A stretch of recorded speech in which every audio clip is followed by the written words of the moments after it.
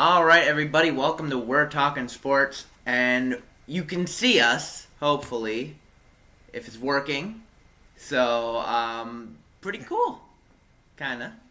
So we're all in three different places again. Of course, me and Richie are in areas of Wisconsin. Brett is over in Maine. But we have a lot to talk about. We're uploading this on Friday, but right now it's Thursday, so we just watched Game 3 of the NBA Finals. Yep. The Warriors are now up 3-0. Some may have expected this, others not. But Richie, what do you think? Yeah, I mean, we were just talking about this a little bit ago as we were waiting for Brett. Going into the finals, I thought that this was definitely a situation where the Warriors could pull off a sweep here. Yeah. And everything feels right for the Warriors at this time. They're probably playing upset, after blowing a 3-1 lead in last year's finals. But Kevin Durant is the missing piece. I mean, if he does decide to stay, he had made comments about taking less money to continue his career there and sign long-term this upcoming offseason. I mean, this is the missing piece for them to ultimately become maybe one of the best dynasties in NBA history. Absolutely. Yeah, Go ahead, Brett. it's something that, I mean, if for the next 5 years, the NBA could be a one-team league. Right. If Durant stays and they can find a way to keep their role players, I mean, it's going to be tough with the salary cap and the amount of money that both Curry and Durant are going to need. But if they both take a pay cut, it's going to be a one-horse race for the entire year unless somebody gets hurt. And even then, they still have the firepower to potentially win an NBA title without a player like Durant or Curry or Thompson or Green. Well, and I mean, we talked about. I mean, last year they won 73 games basically without Kevin Durant. You add that team plus KD. I mean, this team is completely unstoppable. And we said the only team that could possibly stop them is the Cavs because they have LeBron. And I mean, don't get me wrong. LeBron has done everything he can in this series. I mean, he's basically been doubling or averaging a triple-double. Right. And, Kyrie's also been playing well. Kevin Love's had his moments. But just the Warriors are just too much at this point, in my opinion. Yeah, and a conversation that I had actually two days ago about this, everybody talks about now that the Cavs have all this talent and their LeBron is surrounded and they have these pieces, why they're still can't stop the Warriors. And the number one thing that sticks out to me is that even though Cleveland has players like a J.R. Smith, Eamon Shumpert, those are considered like their second team or their top guys off the bench.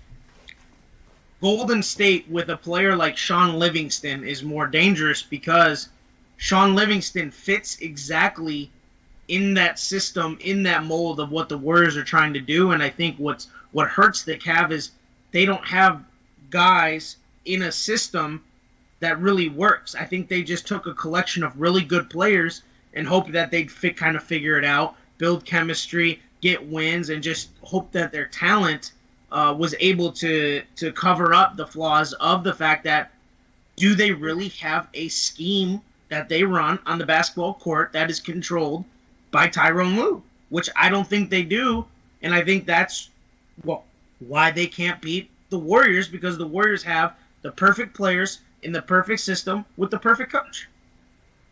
And I think a perfect example of that is Kyle Korver and how he comes over from Atlanta at the when they made the trade, and he hasn't made that team any better. Right.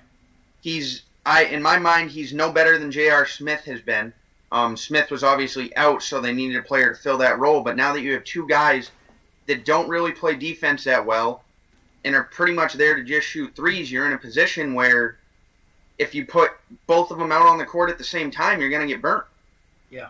Now, Korver did have a pretty good game in Game 3. This was probably his best game of the series, maybe even the best game of the playoffs. But right. You're absolutely right. They need a shooting guard. They need a guy who they can just start all the time. And, J.R. Smith, he's clearly kind of over the hump in his career. Iman Shumpert's done absolutely nothing. If only he's been hurting the Cavs at this point. But they need somebody, probably in the offseason. They're going to need to pick up or trade for somebody who can play at the 2 pretty much all the time. Yeah, and not only the 2, I mean, not to feed the fire that everybody's talking about with Tristan Thompson, but Tristan Thompson, to me, is better off suited at just playing a 4-spot role, and they need a player like an Andrew Bogut, somebody who can protect the rim, because really when you look at their starting 5, LeBron is the best defender. Now, LeBron is a player who could say, hey, if I want to win Defensive Player of the Year, couldn't go out and do that. But if you only have one of 5 guys playing defense, or I should say a better than average level of defense, because really Kyrie is a wash, because whatever he gives you on offense, you got to take that away on defense. And then same with Kevin Love. In just the way that Tristan is playing so poorly, they need another big to go down in the paint if they expect to contend, because when you look at 4 shooters, I mean, we talked about the Magic, Ben, and that's how they were successful. Surrounding Dwight with 4 shooters, let Dwight go to work. Obviously with LeBron's going to go to the paint, but they need more defense to help stop these guys and switch on positionless players. When you go back to that Magic team, you're saying the Cavs need another big. The backup center for that team was Marcin Gortat. So They were set. And you talk about the Cavs. I mean, the past 2 years they had Mozgov. Right. And he had his moments, obviously, but they need somebody else. You're absolutely right. Yeah. And so I guess to ask you guys, obviously this series technically isn't over, and going forward, I don't know if, as of right now, there's another team that's going to beat the Cavaliers at this point. So it looks like we can continue to see these 2 teams play in the finals. What do we just kind of talked about what it is that the Cavs need. What can the Cavs do with their current situation to get better? What type of player should they trade for if one becomes available, or free agents, or what do we see this upcoming for the Cavs, so that way they can make it back to the finals again? I mean, I don't know if obviously, like Ben said, they need a shooting guard. Kyrie can do as much as he wants, and LeBron can do as much as he wants, but they still need more than 3 players on the court that are capable of doing something.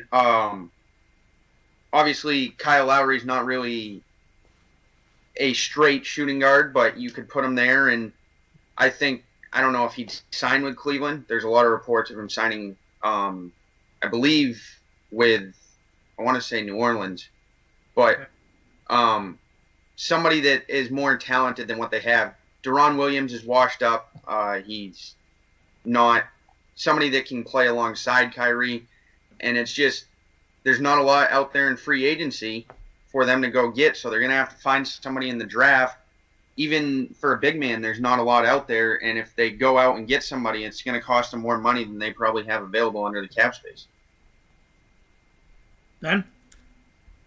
Hang on. I'm looking up. So the free agents right now for shooting guards. Now Dwayne Wade has a player option for the Bulls.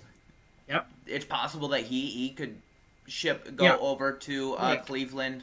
JJ Redick is free agent. Contavious Caldwell-Pope is also going to be a free agent. I think he'd be an excellent option. Oh, he would be a perfect fit for that team. Right. I think he's kind of at that point where he's about to break out and maybe compete for most improved player. But then just going down the list, I mean, Jonathan Simmons for the Spurs, Tony Allen's restricted, Tyreek Evans. I mean, there's a lot of names here, but like Brett said, the free agent class this year just is not as strong as it was in the last couple of years. So, are they going to go get somebody in the draft. We haven't seen really any of their players drafted really play at all. I mean, I think maybe the one guy that in the last couple of years that has played is Jordan McRae, but that's only basically garbage minutes. So yeah, and above the guys that you just listed, the one that sticks out to me that would feel like I think a major need for them would be Tony Allen. I don't think that they have anybody right now that can defend at an elite guard, and with the way that the East is going right now, even though Cleveland obviously is representing the East. I mean, you look at the top teams in the East. You have Boston, who has an elite player like an Isaiah Thomas. Washington has elite players like Bradley Beal and John Wall. Atlanta is trying to get Schroeder to that level. You're starting to see in Chicago with Jimmy Butler. You're starting to see these guards, and I think if they can add Tony Allen, that also helps in the playoffs. You have a guy that can switch on Klay Thompson and Steph Curry, and you look at the guys that Cleveland has coming off the bench. You have Derek Williams, Deron Williams, J.R., Shumpert, Korver. That just doesn't give you what you need in order to win a championship. I mean, even with the best player in the world, that LeBron is. I mean, LeBron's 32 years old, and Ben, we were talking about it. The last team that got swept in the NBA Finals was a LeBron James team. Right. Mm-hmm. So, did you guys see what Steve Kerr's comments were on? Oh my goodness, I'm blanking right now. Their defense. Yes, on giving a little bit of credit to Mark Jackson. Yes, Mark Jackson. There we go. Which was nice to see because, a lot of the Warriors bandwagon jumpers don't even know who Mark Jackson is. And really, I mean, he was the guy that brought the Warriors to, a perennial lottery team to actually a playoff threat. And so and Steve Kerr, granted, he has done a lot. Obviously, he won a championship in the first year and has been in the championship ever since, but you got to give a lot of credit to Mark Jackson, who should be coaching right now. Absolutely. I think, personally, I think he's a better coach than a broadcaster, but, I mean, that's up for argument. Right. That's all I have on the finals. You guys have anything to add going into Game 4, coming out of Game 3? Anything you guys want to add out there? I think LeBron's going to have to put up a 50-point game or something like that. But, I don't see, I think we're going to see LeBron have another, 35-point game. Same thing with Kyrie. But I think somebody else is going to need to step up. And, is that going to be Kevin Love? Is that going to be Tristan Thompson? I don't know. But somebody else needs to have a big game at this point because with the Warriors, KD, Steph, and Klay Thompson are always bringing their best. So the Cavs need somebody else to match that. Right. If you guys saw what it looked like when Tristan Thompson walked in the building yesterday, they were going to lose as soon as he showed up. I mean, if you guys saw that. What was he wearing the cowboy hat, the 2 sizes too small jeans with the tucked in shirt. We'll try and upload that and show it to people right now. But yeah, it was awful. Right. But this past week, moving on from NBA to the NFL, two bigger names cut this week for 2 different reasons. Right. We'll start with Dennis Pita, who's probably an unfortunate situation, getting hurt again, and at one time was looking to be. Have the promise of being an upper or top 10 tight end in the NFL. Well, some people thought he was a top 10 tight end, especially that year after they won the Super Bowl, which he actually did get hurt in training camp. Right. So, he's basically had a injury-riddled career, unfortunately. But yeah, it says it's his 3rd hip injury. Yep. I don't know if the doctors will tell him it's career-ending, but it could be something that he's probably going to start looking at if he wants to be able to walk in 15 to 20 years. Right. Yeah, and the other big name here, which I think shocked a lot of people, Jeremy Maclin, looking for a new team 2 years after signing a huge deal with Kansas City. even though they've already signed, Alshon Jeffrey and Torrey Smith. Doug Peterson, obviously the connection there. Will Maclin, end up going back to Philly, or is Maclin going to end up on his own and try to prove he's a number one receiver? Well, I think the whole number one receiver thing for Maclin is out. But, this frustrates me because, you and I have talked about it a lot. The Chiefs have not had a passing game forever, basically. And they're basically, it seems like by cutting Maclin, they're blaming their top receiver, which, and he has done a lot. He hasn't done, he hasn't been par for a number one receiver, but he's done enough to prove that he's good enough to be on the team. And I understand that they gave him a big deal and they're trying to save money here, but the Chiefs are a playoff contender. They need as much players as they can get at this point, and cutting Maclin, I don't think, solves that issue. Right, and what doesn't make sense is, I feel like if you were going to do this, why wouldn't you do it before the draft and then decide, hey, okay, if we're going to do this, let's make sure that we get somebody who we can bring in as a replacement instead of making this. And I think you even said it in the video that we did. Zay Jones was picked, in the middle of the second round. They could have gotten somebody like him. Yeah, most definitely. So some interesting coaching things have gone on here in the last 24 hours. The biggest one for me as a Sooner fan, Bob Stoops retiring immediately from his post at Oklahoma, 18 years. The only place that he has ever been a head coach. Came out of nowhere. Really did. This is a team that had national championship aspirations, was hoping to get back and get into the playoffs, and they're promoting Lincoln Riley to full-time head coach. Whether that's more than just this year, I'm not sure.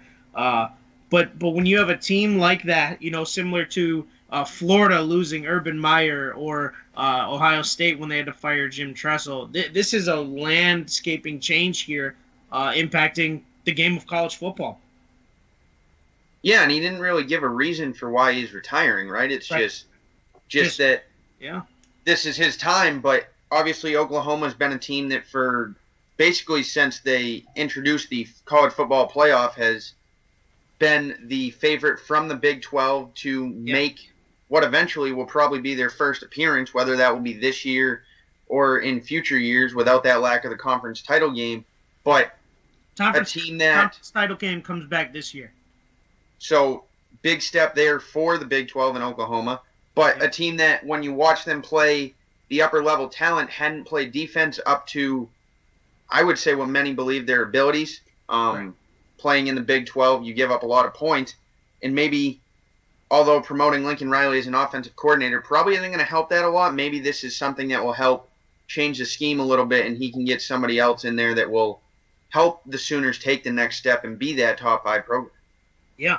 And changing the spectrum a little bit to college basketball, Ohio State offering Greg McDermott their head coaching position. Another weird situation where out of nowhere, Thad Matta being let go by Ohio State, and now offering Greg McDermott the position. I'd love to see him go as a Marquette fan, get him out of the Big East, because when they play Creighton, it always worries me because I know what type of team they are and can be with him at the helm. But this is a guy, Brett, you said he hated the big scene, the big time coaching, loved being at the mid-major, but now maybe going back to Ohio State for Greg McDermott could be a big move.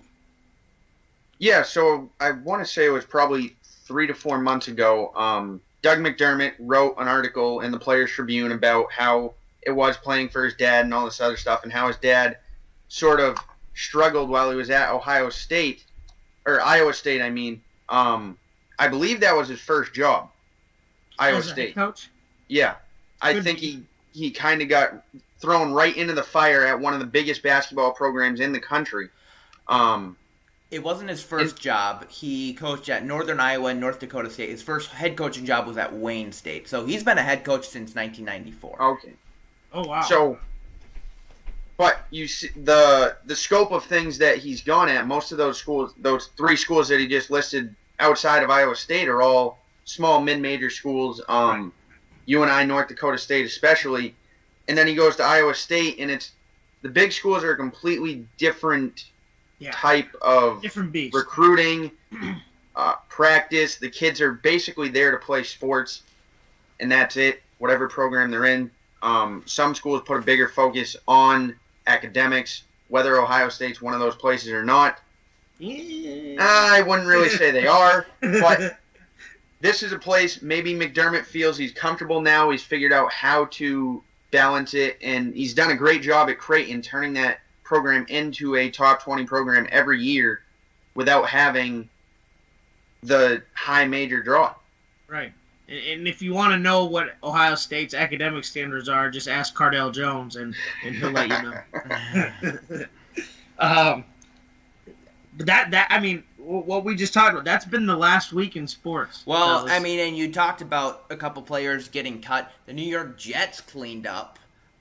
Yes, they cut did. Both David Harris and Eric Decker, which, in my opinion, is a little controversial because, Todd Bowles is on the hot seat at the moment. Yep. And cutting, kind of like cutting Maclin, cutting 2 guys that can make a big difference, it's going to hurt him. Right. I mean, do you think that, by doing so, for example, let's look at Chicago. They said the reason that one of the top main reasons why Ryan Pace cut Jay Cutler, drafted Mitch Trubisky, is because they won't fire a guy that's in a situation where they know the team isn't likely to win. Is Todd Bowles cleaning house to get rid of the former staff's players that No, weren't it's not his? Todd Bowles. It's Mike McCagnon, the GM, that's cutting these guys. Right, but I mean, I would think that the relationship there would have to be, they wouldn't just up and cut a guy. I mean, maybe it is. Maybe there's a dysfunction in the front office, but I couldn't imagine a GM just up and making a cut without confirming. You look at these guys, I mean, Eric Decker's a 1,000-yard receiver still. Right. Regardless of his contract. And, I mean, David Harris, when he's on the field at least, he's a 100-tackle guy. So, right. It's hard for me to make sense of this. The David Harris cut makes more sense than the Eric Decker cut, but I'm here scratching my head. Yeah, David Harris, one of my favorite players on that team and in the NFL since he's come out of Michigan. But yeah, and I know they drafted Ardarius Stewart this year, yes. And then they drafted Darren Lee last year. But still, I mean, you need veterans to win. In my opinion. I'm with you 100% on that. It's not every day you see a guy that still has the potential to be a number 1 wide receiver cut and just sitting out there this far into the offseason. A lot like Maclin, I don't really understand either of them. Both are guys that could easily help their team, and the Jets are going to need all the help they can get to have any chance of beating or competing with even Miami. Never mind New England. They got to compete with Miami as well. Well, not only that, but Buffalo, too. I mean, who knows where the up-and-down roller coaster that has been the Buffalo Bills as of late, where they're going to end up, too. I just wonder how long both Maclin and Decker are going to be free agents. I mean, there's got to be plenty of I would think there's plenty of opportunity for him, but... Well, definitely Decker, now that, a team can sign him to a 1-year, $3 million deal, Well, and I know Maclin was supposed to meet with the Bills. That was the only team that I had seen confirmed for Maclin to make a visit to. I haven't seen anything as of late. But, one of the teams, I wouldn't mind my Chicago Bears even bring him in. I mean, we need as many weapons as we can get to. With Kevin White obviously being hurt all the time. There's no veteran there now that Alshon's gone. Victor Cruz is not the answer. For that. That's your veteran right there. Oh my goodness! Don't get me You guys started. just I'm signed calm him. right now. I'm calm right now. I want to keep it. You don't want to see the salsa dances and. He won't get flagged this year, at least, if he starts salsa Hey, dancing. there you go. He's got to make it off the training table first before he can salsa dance. I mean, he's only missed the last 3 years, but that's for another day. Oh. Do we have anything else from you guys? Anything that you guys have seen, heard? Want to put on record here? Nothing sports related. Nothing sports related. No. I mean, I guess the only other big event of the week was Scooter hitting That's right. 4 home runs in the game. I didn't realize the Brewers cut him at the end of spring training. Yes, they did. I thought they had traded him to Cincinnati, but cutting him because they didn't want to pay him $2.5 million. Yep. That's too much. Basically, because VR moved to second, and they figured Perez can play every position on the field. So why not just get rid of Scooter? Obviously his stats will be inflated a little bit with this 4 home run, 10 RBI game. But before that, he was still hitting I think 285 with 4 home runs and 35 RBIs. So yeah, because because I looked at his stats after the game. No, he's at after that game. That game put him at 30 RBIs. So he had 10 in that game alone. Yep. And then I think the home runs put him at 7 or 8. So he's always been a very good average hitter. Yep. Obviously, with his stature, the power numbers, he needs to play in a home run friendly ballpark. But yeah, I mean, we kind of talked. This is one of those games where you look at it as this is going to be an outlier in his career. Yeah. This is going to be a fluke game. If he ever does it again, he obviously heard this and says, "I'm going to make these guys look silly." But he's not that type of player that's going to go on. The last player to do it in a game, Josh Hamilton in 2012, at that time was not a fluke game because he was setting the world on fire. Yep. And could have did it at any time, but I don't think Scooter could even hit. I don't think Scooter will even hit 2 in a game for the rest of this season. Wow. Non-Scooter. High possibility. Scooter. I mean, he did hit a career high 16 home runs last season. So yeah, and his biggest downfall was and they said that one of the things that they needed him to work on was his ability to hit left-handed pitching, and last year he started to hit left-handed pitching, but struggled against right-handed pitching. So I don't know if it was just the inconsistency that the Brewers decided not to keep him, or like you said, apparently $2.5 million for a backup is too much in today's apparently days. For a guy that can play. I think he can play first, second, and third, right? Second base and left field. Left field. The Brewers were trying to Reds had him play second, third, left, and right. He'd never played left in a game before that night. Scooter? Yeah. So maybe it was second and right, but I know that the Brewers were working with him on the outfield, but ultimately obviously ended up going with Hernan Perez because he can play second, short, third, right, center, left. Yeah. But outside of that, I mean, it's been a pretty... Did we talk about Tiger last week? Was that last week? Did we cover Tiger? Yeah, I believe we talked a little bit. Yeah. I mean, it was before the video came out. Yep. Which I have not watched, but I've seen it's screenshots bad. From it. It's bad. Is it? I mean, he can like they asked him to do the ABCs, and it sounds like he's doing it half asleep. He's pretty much half asleep the entire time. But I mean, just look at the mugshot. I mean, yeah. Right. Yeah. We have anything else, or is Brett gonna test our knowledge here a little bit? Am I gonna bomb this? Is that the real question? Let's see. What do you want first? You want debate questions, who he played for, or the list? Let's do. Doesn't matter. Let's do who he played for. Okay. Oh, right on time. Look at that time. That was fun. So this week, who he played for, one of the favorite little men in NBA history, Oh. Nate Robinson. Oh. Ooh. Didn't we already do him? I think Ben did him. We'll but do that's it okay. again. Well, I can get a different guy, but we'll see if we remember. All right. Hang on.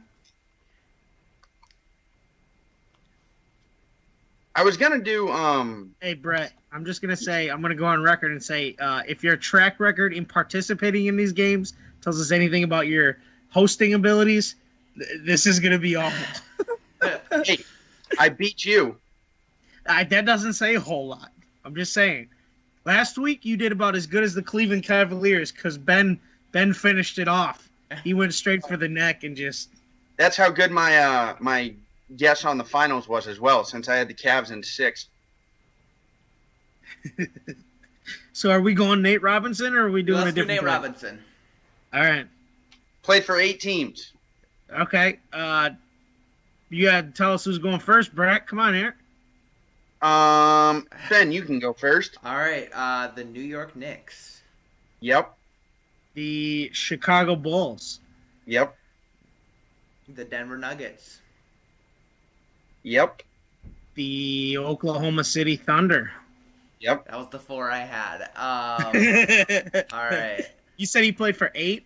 8 teams. Oh. Okay. He did. There was 2 years off before he played for his final team. Okay. The New Orleans Pelicans. That was his final team. Oh man, 2015, Ben, you're 16. killing me. You're killing me here. Oh, I know another team. I feel like this is wrong, but for some reason it sticks in my mind. LA Clippers. He did. What? Oh. He played for the Oh. Clippers. All right. Boston Celtics. Yep. He played for the Celtics as well, and there is one team left. Oh. Would this be the first time that we've gotten all the teams? I believe so. I think. Again, I think this is wrong, but the Washington Wizards. You are wrong. All right. So we're just gonna keep going until one of us gets it right. How about that? Okay.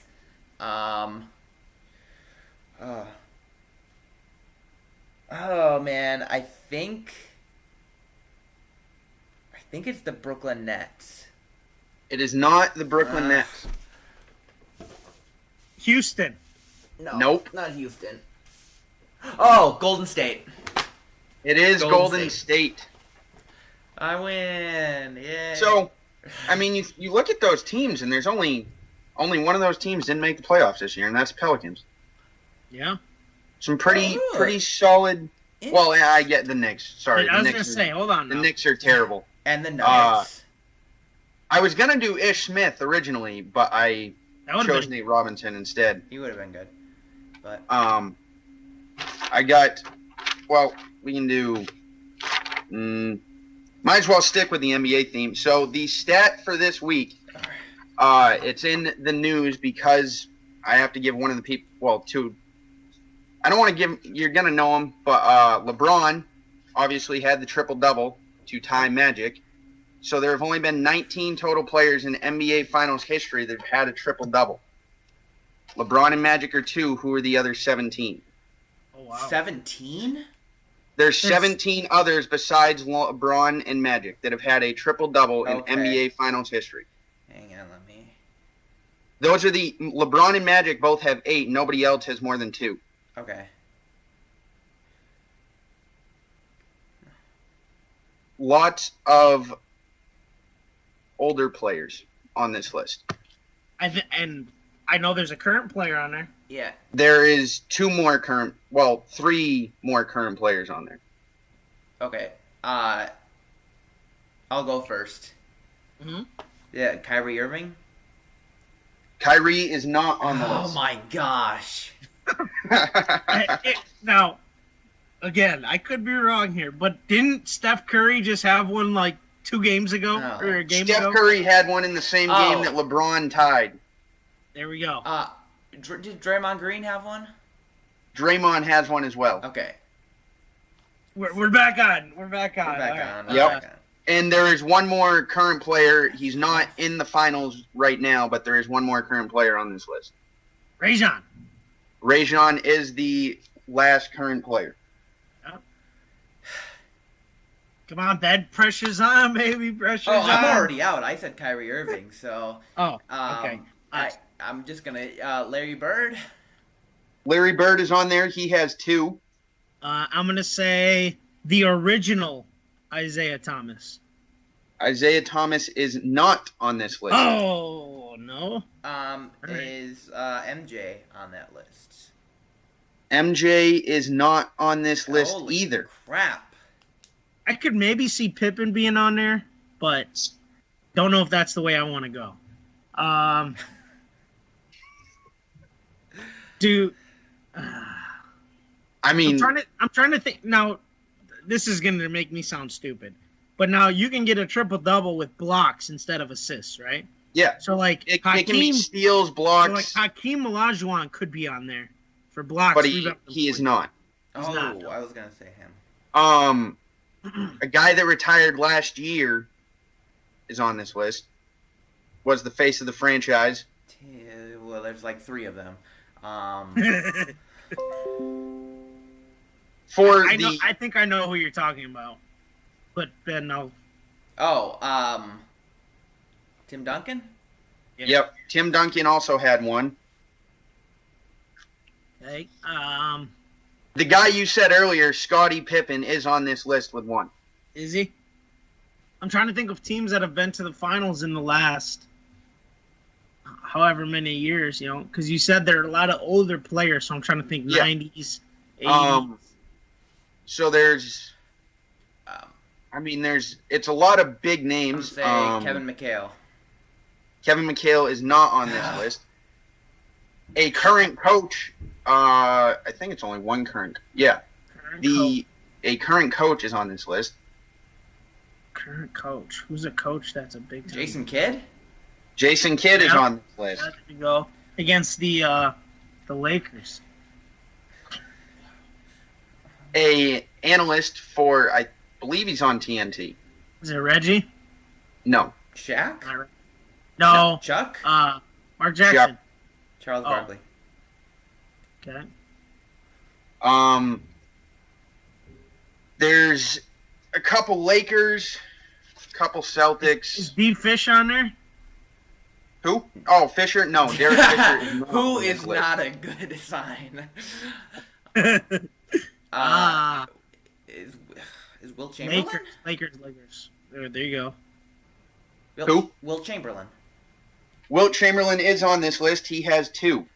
Elgin Baylor. I was going to say Elgin Iceman. Baylor is also on the list with 1. All right. Iceman. George Gervin. George Gervin is not on this list. Jerry West. Jerry West has 1. How many we got left? Hey, you're counting 6 for too left. long. Not a good sign. 6 left? 6 left. Oh, man. You said some Celtics are on there yet? There is some Russell? Celtics. Got won 8 rings. So Russell. Bill Russell. Okay. Bill Russell is on the list. John Havlicek. Havlicek is not on this list. Dennis Johnson. Not him either. Sam Jones. Another no. Okay, I'm done. KG. Kevin Garnett is not on this list either. Paul Pierce. Pierce. Pierce is not on here. The Celtics, Ben, I'm really starting to question how much Pistol this guy knows Pete. about the Celtics. the Celtic that is left was born in 1928. Oh, Pistol Pete then. Yeah, what Ben said. Pistol Pete is not the answer. What the? Do you want the answer? Is it Red? Was he a coach and a player at the same time? Not Red Auerbach. Okay. It is Bob Cousy. Oh, lame. He had 2. There is one person left with 2 triple doubles. The other 3 only have 1. I'm not entirely sure who one of them. I have heard the name, but I don't remember him that well. He played for the Baltimore Bullets. Oh, jeez. God. Moses? No. I can give you that one if you want. Yeah, I think Moses is the only guy I know that's ever played for that team. Wes Unseld. Oh, yeah, there you go. West on South. So he was the one that I was least familiar with. There is still one more Laker. Jerry West. That's what I said. You already got West. One more Laker. It's not Shaq or Kobe. Kareem? Nope. James Worthy. It is James Worthy. All right. I'm just throwing out names here. Yeah. We should have threw out Rick Fox. Rick Fox. Yeah. Let's see. The last guy with 2 played for the Knicks and the Cavaliers. Played for the Knicks from 67 to 77. He's a point guard. Walt Frazier. Walt Frazier is the last guy that had 2. And then there's one player left on the list. How many? One player left. He had 1 triple-double in the finals. Can you tell us what finals it was? What year the finals was? I'm getting there. He also played for the Celtics and the Bucks for a year. I don't know what that narrows it down. He played for the Bucks for a year. That narrows it down. He played for the Bucks in 82-83. That was the final year of his career. Sam Perkins. It is not Sam Perkins. I don't even know if he played for the Celtics. It wasn't Pressey, was it? Nope. First name begins with a D. With a D? A D. He was a power forward / center.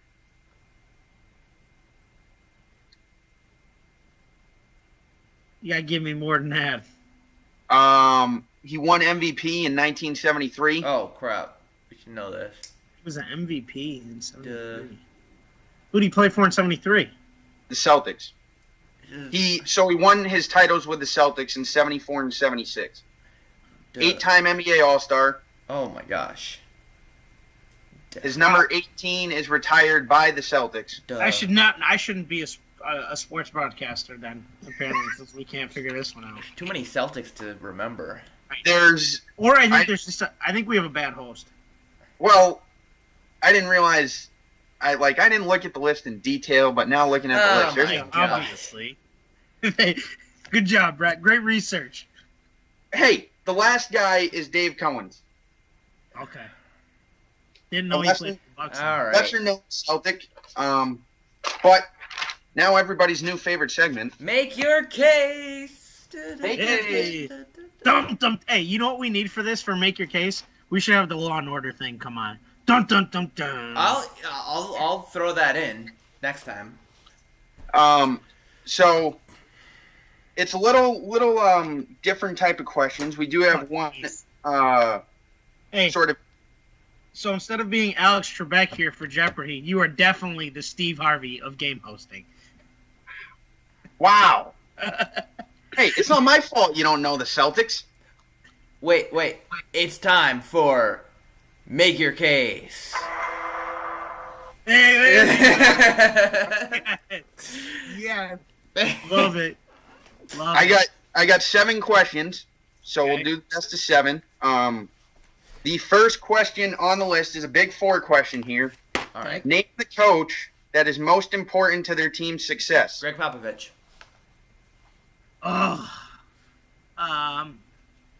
Bill Belichick. Ooh. Pretty much the 2 guys that I thought would get thrown out there. So, Ben, we will let you go first. Whenever I you feel are biasy. Ben has gone first every time. Hey, I feel like I answered first. It's whoever answers first goes first. All right. Go ahead, Ben. Greg Popovich has been coaching the Spurs for almost 20 years now, and during that time, he breeds the same kind of players and puts them in the same system. And Greg Popovich treats his players like they're his own sons, and that's how he gets them to play his best. With Tim Duncan, Tony Parker, and Manu Ginobili, they are great fundamentally, and that's why the Spurs... The reason Bill Belichick is because Belichick has won with players that are considered less than their value. He's taken undrafted free agents and won Super Bowls. He's taken guys who are considered overdrafted and criticized and turned them into great players. He's won with his superstars being injured, including Gronk and Brady, and he's found ways to win multiple championships. Popovich has done it with three different generations: the Robinson generation, the Duncan generation, and the Kawhi generation. Bill Belichick just got lucky on a 5th-round pick with Tom Brady.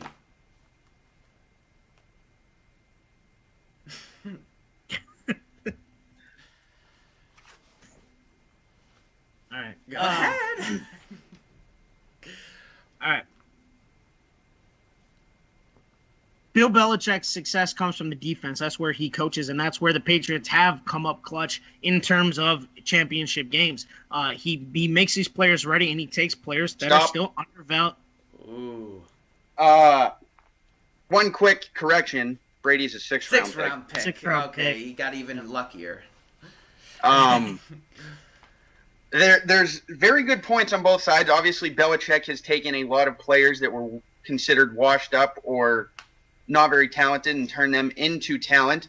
But Popovich, as Ben said, has done the same thing, but he does it a different way. Instead of it being a business-like mentality, he does it through creating a family atmosphere, and that's why I'm going to go with Ben on this one. I think his success will last longer because of his family-like atmosphere. Players will continue to come Popovich's way. For the record, I do like Bill Belichick, so... I mean, yeah, if I would have picked Belichick, there would have been showing favoritism, and it was just a lose-lose situation. You could have told me that, so I picked somebody else. Who are you going to pick?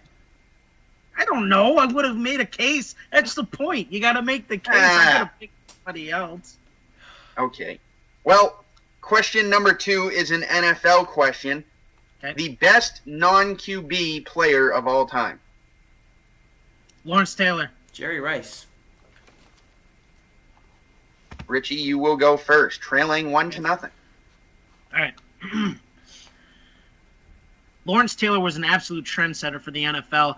Today's NFL is based on the way that Lawrence Taylor played the game. He was a guy who played along the defensive line, but also the linebacker position, and was a freak athlete that was able to make plays behind the line of scrimmage, get to the quarterback, despite some of the things that he did off the field.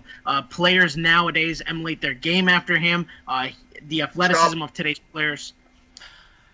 Jerry Rice is through and through the best player of all time. He has pretty much every receiving record in the book. He's been playing for, I think, about 20 years now.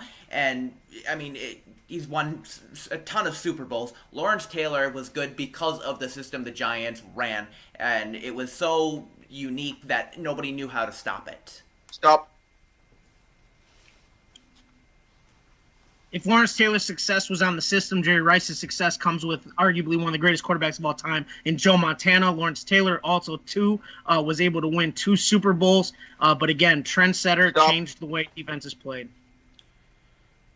Jerry Rice's career outlasts Joe Montana. He played quarterback, he had Joe Montana, Steve Young, Rich Gannon, Matt Hasselbeck. You go down the list. It's not just Montana. It's a tough one as well. Both, obviously, probably the best players at their position, respectively. Richie, you made a great point in that players model their game after Lawrence Taylor. They try to play like Taylor did, and they want to be who he was. Ben, obviously, all the records that Jerry Rice holds, the fact that he was able to be the best receiver in football with many different quarterbacks over the course of his career.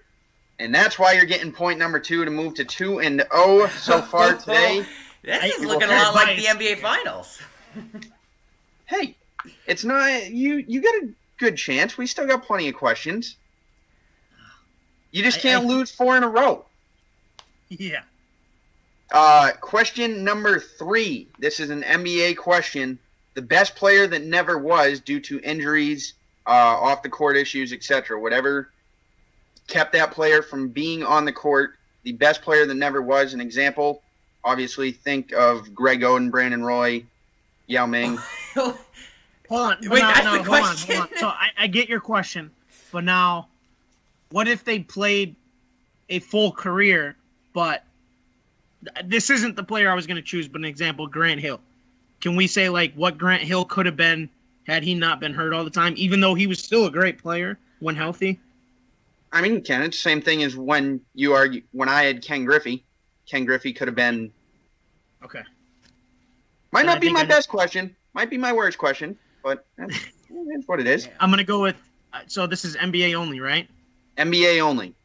Okay. I'm going with Tracy McGrady. I'm going to go Bill Walton. Okay. The reason it's Tracy McGrady is because Tracy McGrady still was almost able to get to the 20,000 point plateau, which puts players into the Hall of Fame. He's going into the Hall of Fame despite that. Without the injuries, Tracy McGrady could have been a 30,000 point scorer. He didn't win the championships, but when you talk about on an individual basis, he's one of the best players that we've ever seen on the offensive side of the ball. Stop. Not only that. Bill Walton was arguably the greatest college basketball player of all time at UCLA. When he got drafted, he got hurt immediately, and ever since then, he was not the same player. Yeah, he played for teams like the Celtics and won championships with them, but he was nothing more than a role player, so that really hurt them, and at that point, he could... We know that being great in college doesn't always translate to being great in the pros, and Tracy McGrady was great in the pros. He just always happened to get hurt, and then towards the end of his career, his knees just weren't able to hold up, but this guy was a freak athlete and a great shooter. T-Mac was already a great player. He already had a scoring title with the NBA. We will never know how good Bill Russell could have been. I think he could be at the level of Kareem. Bill Walton to Bill Russell. I like it. Did I say Bill Russell? Dang it. You said Bill Russell at the end, so that might discredit the argument a little bit. So, Richie, you will take that one there with T-Mac, obviously one of the best scorers. Better than the Cavaliers, baby. I do that sometimes. I mix up names. I don't know how many times I've done that on this show. Little international flair here with this fourth question. Oh, boy. Doesn't have to be an international player. The question is best Olympic athlete of all time.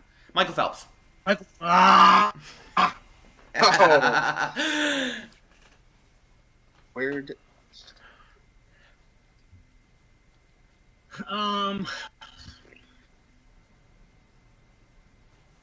Usain Bolt. Whenever you're ready, Ben. Look, I mean, the proof is in the pudding. Michael Phelps has more gold medals than anybody else, and he's done it for so many years, from 04, 08, 12, 16. I think he even was in 2000. So the fact that he's doing it for this long and dominating for longer than anybody else, and he has such a natural athletic ability that we've never seen before from anybody else. Stop. All right. The score will be 3-1. Throwing in the towel? You can't beat Michael Phelps. Usain Bolt's the only sprinter to ever win 9 gold. Okay, Michael Phelps has 20 gold medals. Yeah, but there's an argument for Usain Bolt. He's the best sprinter ever. Sprinters are usually the face of the Olympics, but if you're going to throw in the towel, I guess the score will be 3-1. All right. Michael Phelps has been the face of the Olympics for the past almost 20 years. Okay. Question number 5. We're going to go with the worst current coach in sports out of the Big Four. Worst current coach? Current head coach? Head coach. Yeah. Current head coach in the Big Four. Worst coach that still has a job. Oh. I mean, you could say Bill Belichick and make an argument against that. I don't care. Trying to think here. I want a good answer. Worst head coach. If you'd rather throw in an assistant, that's okay too. No. No? You don't want assistants? We're going for the big bucks here. Doug Atkinson. I don't know who that is. I think he coaches the net. I could be totally wrong here. Never mind. I don't think he's the head coach of the net. Isn't Lionel Hollins the Nets coach? Is that who you were thinking of? Was the Nets? No, Lionel Hollins. Hang on. I think I just said a random name. So. Hang on. It's Jim Thorpe all over again. It is. Hang on. I want to see who the Brooklyn Nets head coach is, because that's who I was thinking of. Oh, Kenny Atkinson. Can I go Kenny Atkinson? Kenny Atkinson is good.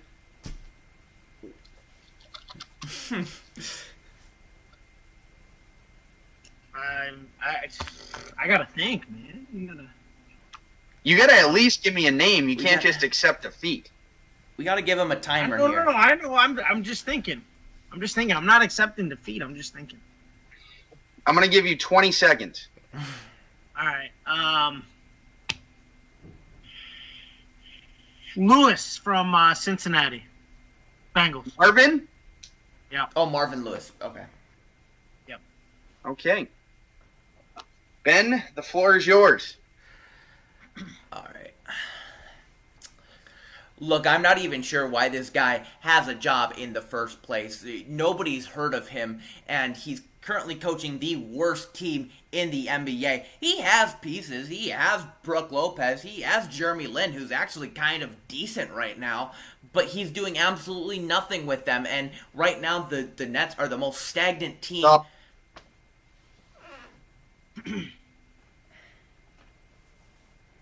We're talking about why this coach still has a job that shouldn't, and Marvin Lewis definitely should not have a job. They haven't won a playoff series since he's been there. They've made the playoffs, but it seems like every year there's excuses as to why he can continue coaching. Brooklyn has a bunch of grocery baggers playing on the court. This dude has legit talent in A.J. Green, Andy Dalton, a good running game. Aside from Bill Belichick, Marvin Lewis is the highest tenured or longest tenured head coach in the NFL. That says something right there. Kenny Atkinson, you guys haven't even heard of him, so that really says something. Stop. That says that the Cincinnati Bengals don't know what they're doing. Lewis should have been gone a long time ago. This playoff drought has been absolutely awful. They need to move on from him in order to take the next step. I'm going to have to go with Richie on that one. The playoff lack of success is important here as he said, the Nets. You did make a good point. They do have Lopez and Lin, but the rest of the guys on that team are probably grocery baggers in the near future. I was going to say, I saw you guys' reaction on the grocery bagger. Sean Kilpatrick, Rondé Hollis-Jefferson. They have a bunch of Kurt Warners out there is what happened. How many questions is there here? 7? I have 7. Okay. Unless you closed out on this one.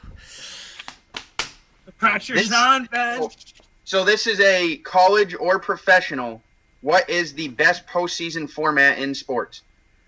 NFL. March Madness. Whenever you are ready, Ben.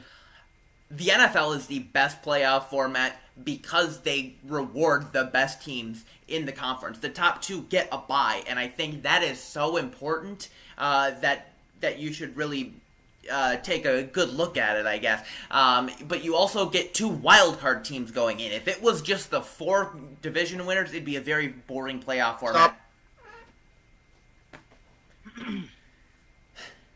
The reason March Madness is the best is because it's so unpredictable. You never know exactly what's going to happen. It could be the best team. It could be an underdog. Usually in the professional sports, it's the top teams that rise to the top in the championship. You don't get the shockers. You don't get the surprises that happen in March Madness. March Madness is one of the biggest marketing events across the globe. I mean, just the popularity of it alone. With the NFL playoffs, you're getting 12 teams that deserve to be there. With March Madness, you're getting a bunch of no-name teams that nobody cares about, and half of the first round is boring.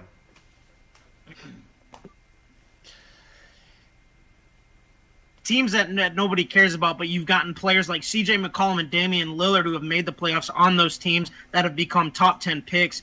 March Madness is big to these players' future. It's a tough one.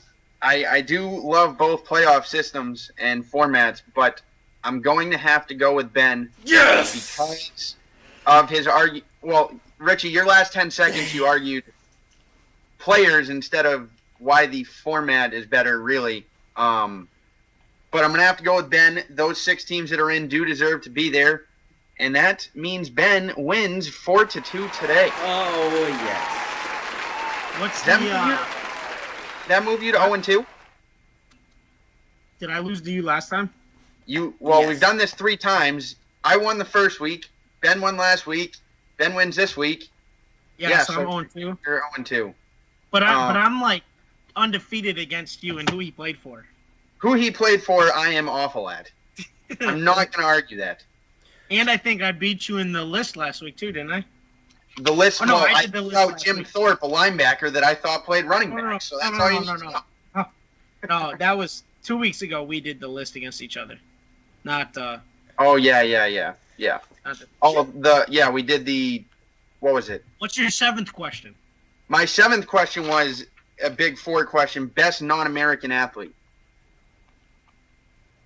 Best non-American athlete. Ben, I know who you were going to go with. I was thinking Dirk Nowitzki. That was the first name that came off my head. That's the first name that I thought of too. I mean, you could say Usain Bolt. Good. Cristiano Ronaldo, Lionel Messi. Right. I think Hakeem the Dream was born in Africa. Yeah, Nigeria, I think. Yeah, that'd be an intriguing question. All right. Yeah, I was thinking. I mean, there's so many. For me, I was thinking baseball. There's so many baseball players that you can choose from. Yeah, that too. Yeah, it's a good thing, Brett, that you got another 3 weeks to step your game up a little bit.